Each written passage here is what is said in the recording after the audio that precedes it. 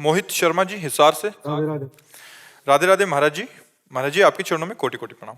महाराज जी मेरे मन में आता है खूब दान पुण्य करूं, पर मेरी आर्थिक स्थिति ठीक नहीं है। महाराज जी ऐसे जन है जिनकी आर्थिक स्थिति ठीक नहीं दान है पर पुण्य रुपया से ही थोड़ी होता है बच्चा। दान पुण्य जो होता है ना वो भाव से होता है। अब जैसे कभी किसी पशु पक्षी या मनुष्य को तुम्हारी शरीर सेवा की जरूरत हो, आप सेवा कर दो, बहुत बड़ा पुण्य हो जाएगा। कभी कोई भूखा है तो रोटी दाल पका दीजिए। आपके पास जैसे कोई ठंडी से कांप रहा है और आपके पास ये जैकेट है, आप उतार के पहना दिए। जरूरी नहीं कि हमारे पास रुपया हो तो हम दान करें, नहीं। हमारे पास 4 रोटी अगर हमारे पास भाव है तो मैं आज भूखा रह जाऊंगा और वो 4 किसी को पवा दूंगा, ये सेवा बन गई, ये पुण्य बन गया, सुकृत बन गया। धन की आकांक्षा नहीं करनी चाहिए धर्म के लिए। धर्म बहुत सूक्ष्म विषय बच्चा। अपने को जितना मिला हुआ है उसी से महान धर्म हो जाएगा, भगवान प्रसन्न हो जाएंगे। एक महाभारत में प्रसंग आता है कि एक नेवला आधे स्वर्ण का शरीर था और भगवान श्री कृष्ण और युधिष्ठिर जी के पास से निकला और कहा, मुद्गल ऋषि की सतुआ यज्ञ के सामने आपकी राजस्व यज्ञ बेकार है। तो भगवान ने कहा, नेवले तुम ऐसी निंदा कैसे कर सकते हो राजस्व यज्ञ की? तो बोले, प्रभु एक मुद्गल नाम के ऋषि हैं जिनको आप जानते हैं, और वो शीलोंच वृत्ति से जीते हैं। शील उंच, शील कहते हैं जो किसान लोग खेत काट लेते हैं उसके बाद जो बाली या दाना पड़ता है उसको बीनना, सीला बीनना कहते हैं, वो सील कहते हैं। और उंच कहते हैं जो बाजार में अन्न जहाँ बिकता है वहाँ वो अपने सब ले गए, जो दाने पड़े हुए हैं उनको चुन लेना, उसे शीलोंच वृत्ति कहते हैं।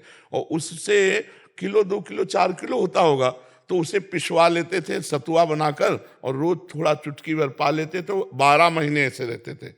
तो बोले एक दिन वो सतुआ पिसवा के 12 महीने के लिए रखा, उतने में ही आ गए अतिथि रूप में भगवान। तो वो इतने भूखे थे कि उनके पास जो 2-4 किलो सतुआ था सब खा गए। अब साल भर उनको भूखा रहना पड़ेगा मुद्गल ऋषि को। तो जल पिलाया, वो बोले भगवान की बड़ी कृपा, आज हमारा पेट भर गया। तो वहां जो सतुआ के कण पड़े थे, तो नेवले ने कहा मुझे भूख लगी थी तो मैं उस कण को पाया और जे ही निकला तो मैं आधा सोने का हो गया। तो मैं सोच रहा था युधिष्ठिर जी की बहुत पुण्य यज्ञ हो रही है तो जाऊंगा पूरा स्वर्ण का बन जाऊंगा, लेकिन सब जगह लोटा कहीं इसका मतलब मुद्गल ऋषि की सतुआ यज्ञ से बढ़कर तुम्हारी राजस्व यज्ञ नहीं है। समझ रहे हो? युधिष्ठिर की राजस्व यज्ञ और मुद्गल ऋषि की सतुआ यज्ञ, तो सतुआ यज्ञ की जय हुई, राजस्व यज्ञ उतनी बराबरी नहीं कर सकी। गरीब अगर एक रोटी भी दे देता है ना किसी को, उसका बहुत बड़ा भंडारा माना जाएगा, और बेईमानी से कमा के लाखों को भंडारा करे तो उसे भंडारा नहीं माना जाएगा। तो धन के लिए चाह मत करो, धर्म के लिए धन की चाह नहीं है, सत्य और निष्ठा की चाह है। धर्म के लिए सत्य और निष्ठा की चाह। हमारे पास भगवान ने जो दिया है उसी से हम धर्म करेंगे, हमें धन की चाह नहीं करनी चाहिए। नहीं, धन की चाह फिर हमें पुण्य की जगह पाप में ले जाएगी। जितना धन की चाह बढ़ती जाएगी उतना ही पाप बढ़ता चला जाएगा, क्योंकि फिर हम निर्णय नहीं कर पाएंगे, धनांध हो जाएंगे। हम निर्णय नहीं कर पाएंगे कि धन सही है कि गलत है। 100 रुपया धर्म से कमाओ, 10 रुपया फिर दूसरों की सेवा में लगा दो, ये तुम्हारा धर्म बन जाएगा। और बेईमानी, घूस और पापाचरण का पैसा जहां जाएगा वहां बुद्धि भ्रष्ट कर देगा और पाप ही कराएगा, पुण्य तो हो ही नहीं सकता। पाप के पैसे से पुण्य नहीं हो सकता। धर्म द्वारा कमाए हुए 100 रुपये से 10 रुपये निकाल दो, गौ सेवा, संत सेवा, भिक्षुकों की सेवा, बीमार की सेवा, वो बात मान गए। लेकिन ऐसा नहीं पापाचरण करो। इसलिए बहुत धन की आकांक्षा न करे, धर्म की आकांक्षा करे, तो धर्म से जो धन आएगा वो मंगलमय होगा। समझ रहे बच्चा? महाराज जी अधर्म आचरण से धन कमा लिया, आपकी वाणी सुन के आज से प्रेरणा हुई कि नहीं कमाएंगे, तो आपने बोला जहां वो धन जाएगा वहां दुर्गति करेगा, तो फिर ऐसी स्थिति में वो धन का क्या करें? यहाँ किसी गौशाला, हाँ गौशाला में दे दे, गौओं की उस सेवा में दे दे, या बीमारों की सेवा में दे दे। साधु महात्माओं को कदापि न दे, क्योंकि उनका जीवन नष्ट हो जाएगा, उनकी बुद्धि भ्रष्ट हो जाएगी। अच्छा, गाय भगवत स्वरूप है, और जैसे बीमार लोग हैं औषधि ले रहे हैं तो संसारिक जन है, उनका कोई एकाग्रता से तो लेन देन है नहीं।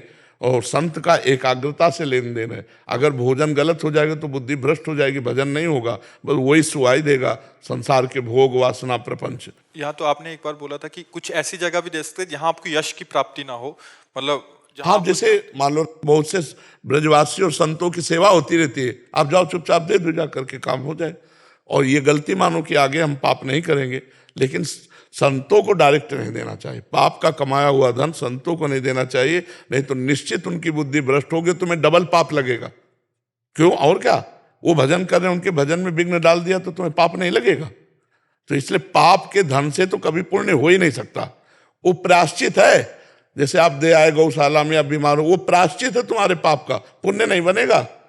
पुण्य तो बनेगा धर्म से कमाए हुए धन के द्वारा। ऐसा हो तो फिर क्या है? ऐसा नहीं है। अवश्य में भोक्तव्यम कृतम कर्म शुभाशुभम, शुभ और अशुभ कर्म दोनों भोगने पड़ेंगे। इसलिए बहुत संभल के चलना चाहिए। शास्त्र में धर्म का कमाया हुआ 100 रुपया, उसमें 10 रुपया किसी को कर सकते हो, ऐसा लिखा।